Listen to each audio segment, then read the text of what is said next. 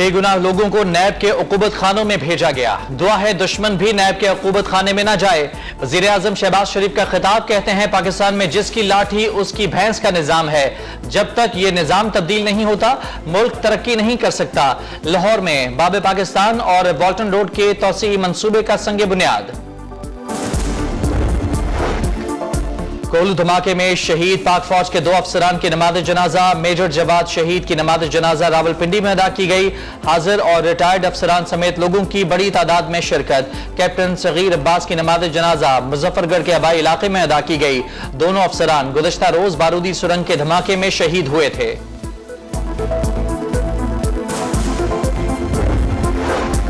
CTD Punjab का action, 9 दहशतगर्द गिरफ्तार। ताल्लुक कलदम टीटीपी और दाइश से है। कब्जे से खुदकुश जैकेट, धमाका खेज मवाद, असलहा और रिमोट कंट्रोल डिवाइसेस बरामद। बिजली के शोबे में नुकसानात पर काबू पाने का मिशन। हुकूमत ने IMF की सिफारिश पर मनसूबाबंदी कर ली। टैरिफ में इजाफे और सब्सिडी के खात्मे से रवां साल 280 अरब रुपए बचत का हदफ तय कर लिया।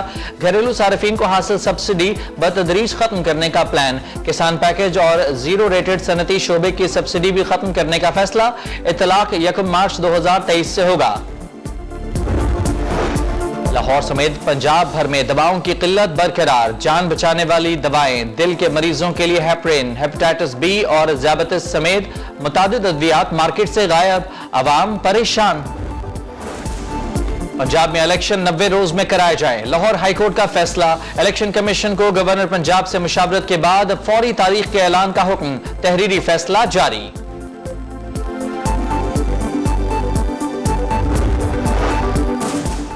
NA-62 रावलपिंडी में जिमनी इंतखाब। शेख रशीद के कागजात नामजदगी मंजूर। शेख रशीद के बजाय नुमाइंदा रिटर्निंग अफसर के सामने पेश हुआ। जेल हुकाम सिक्योरिटी खदशात के बायस शेख रशीद को न लाए।